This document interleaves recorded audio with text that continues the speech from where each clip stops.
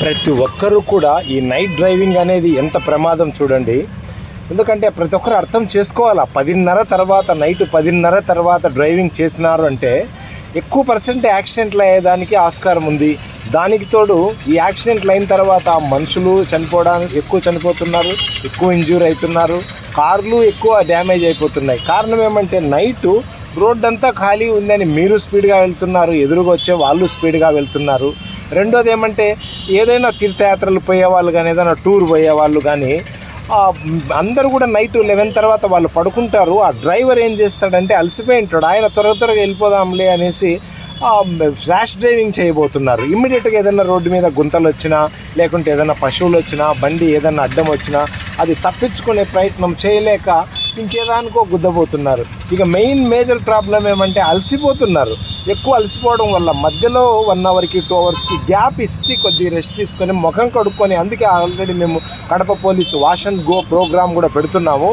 అయినప్పటికీ కూడా ఏం చేస్తున్నారంటే అట్లే స్ట్రెచ్ కంటిన్యూగా డ్రైవింగ్ చేస్తూ అలసిపోయేసి వెళ్ళిపోతున్నారు. ఎప్పుడైతే అలసిపోతారో ఆటోమేటిక్గా బ్రేక్ లేనందువల్ల నిద్ర వచ్చేయడము, దానితో విసుగు చెందింటారు. బాడీ పెయిన్స్ ఉంటాయి, బాడీ అలర్ట్గా ఉండదు.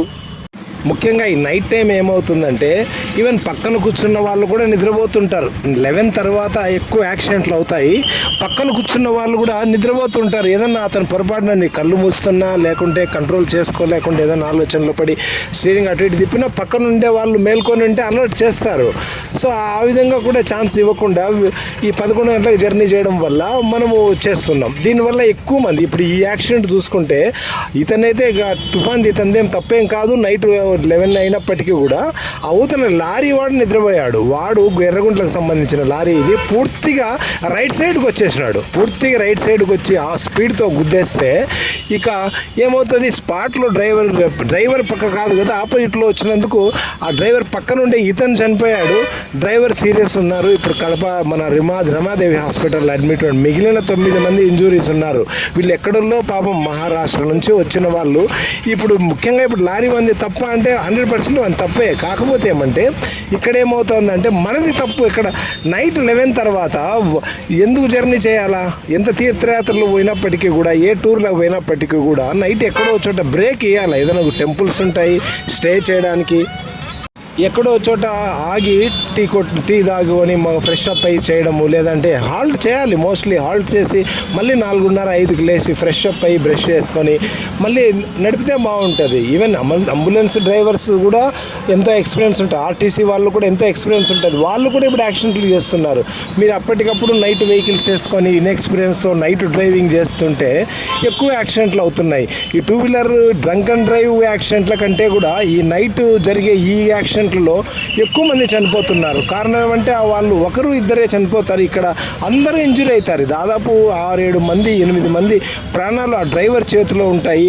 ఇది మనకు ప్రాబ్లం మెయిన్. రెండోది ఏమంటే ఈ లాంగ్ పోయే వాళ్ళు వెహికల్ కండిషన్ కూడా చెక్ చేసుకోవాలి. బ్రేక్స్ కానీ, లైట్స్ కానీ, స్టీరింగ్ కానీ, బ్రేక్ ఆయిల్ కానీ, ఇంజిన్ ఆయిల్ కానీ అవన్నీ చెక్ చేసుకోవాలా. ఇక్కడ ప్రైవేట్ వెహికల్స్ ఏమైపోతాయంటే ఎక్కువ పర్సెంట్ ఆ టైర్లన్నీ పూర్తిగా అరిగిపోయి ఉంటాయి. అవే టైర్లు వేసుకొని ఉంటారు. సడన్ బ్రేక్ వేసినా కూడా రోడ్డు గ్రిప్ సరిగా పట్టదు అది. సో బ్రేక్లు సరిగా పడవు. ఇప్పుడు ఆపోజిట్లో ఒక్కసారిగా వెహికల్ వచ్చే లోపల కంట్రోల్ చేసుకోలేక దానికి యాక్సిడెంట్ చేస్తే స్పాట్లో చనిపోయారు. అతను పక్కన కూర్చున్న ఇతనేమో ఇంజూరీ అయిపోయినాడు. సో మనం ఇప్పుడు చూడు, మేము పోలీసు నైట్ అంతా మేల్కొని ఆ వెహికల్ అన్నీ పక్కకు తీస్తున్నాము. మా రెస్పాన్సిబిలిటీ అయిపోయింది. ఇప్పుడు మేమే వెహికల్ అప్పటికప్పుడు ఎవరితో మాట్లాడుకోవాలి. వచ్చినోడు కాదు సార్, నేను ఆడదు సార్ అంటాడు. వాడిని రిక్వెస్ట్ చేసుకుని రా నాయనా నీకు ఒక 5,000 ఇస్తానులే, అప్పుడు నీ బండి తీసారా, జేసీబీ తీసారా, నీది ఉన్నది తీసుకురా అని చెప్పి వానికి ఒక నైట్ ఒక 5,000 వానికి ఇచ్చి మళ్ళీ వాడిని పట్టుకొచ్చి ఆ బండ్లన్నీ పక్కకు జరిపించాలి మేము. నైట్ మాకు ఎవరు పలుకుతారు? ఇప్పుడు ఆ తుఫాన్ వెహికల్ని అడుగుదామంటే అది వాళ్ళు ఎవరో మహారాష్ట్ర వాళ్ళు చనిపోయి వాళ్ళ దీంట్లో ఉంటారు. ఇప్పుడు నెక్స్ట్ ప్రాసెస్ మేమే చేయాల్సిందే, మా రెస్పాన్సిబిలిటీ అయిపోతుంది. ఆ బండి మేము తీయగలమా తీయలేం, బయట జేసీబీ పిలిపించుకోవాలా. ఒక్కొక్కసారి ఆ జేసీబీ ఈ మధ్య అయితే వాడు నైట్ నేను రాలేను సార్ అంటాడు. పట్టుకొని వచ్చి చేస్తే దాదాపు నైట్ అంతా పట్టింది. పొద్దున ఏమంటాడు వాడు, సార్ నైట్ అంతా పట్టింది కదా సార్, నాకు 10,000 ఇవ్వండి సార్ అది గడిపిన దానికి అంటాడు. తప్పదు, మేమే ఇట్లాంటివంతా మేము ఒక సోషల్ వర్క్స్ సమాజ సేవ కింద ఫీల్ అయిపోయి సరే చేతి నుంచి పడినా పర్లేదు అనే ఉద్దేశంతో మేము ఈ విధంగా కూడా చేస్తాం. దానికి తోడు నైట్ అంతా మేల్కొని చేయాల్సి వస్తుంది. సో మీరు నైట్ జర్నీలు చేసి యాక్సిడెంట్ చేయడం వల్ల మేమందరూ కూడా పోలీస్ అంతా రోడ్డు మీద నైట్ మేల్కొని ఆ బండ్లన్నీ జరిపించి మరీ పడుకొని మళ్ళీ పొద్దున్నే ఉండాలి. పబ్లిక్ ఏమనుకుంటారంటే చూడు పొద్దున్నే పోలీసులు రాలే స్టేషన్లకి అది చేయలే అనుకుంటూ ఉంటారు. అట్లా కుదరదు, మేము నైట్ చేయాలి, 24 hours జాబ్ ఇది.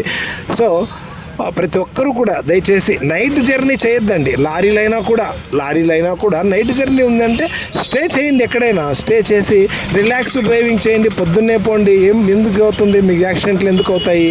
5కి లేయండి, ఫ్రెష్ అప్ అయిపోండి. పోలీసులు ఆల్మోస్ట్ మేము కడప జిల్లా అంతా కూడా వాష్ అండ్ గో ప్రోగ్రామ్ పెడుతున్నాం. ఎక్కడైనా ముఖాలు కడుగుతున్నాము, ఇద్దో బాబు నీళ్లు తాపుతున్నాం. అవసరమైతే టీ కూడా ఇస్తున్నారు, కొంతమంది టీ కూడా ఇస్తున్నారు, చేసి పంపిస్తున్నాం. దానికి తోడు అవేర్నెస్ ఇస్తున్నాం స్కూళ్ళకి, కాలేజీలకి, బయట ఇస్తున్నప్పటికీ కూడా మీ ధోరణి అయితే మారడం లేదు.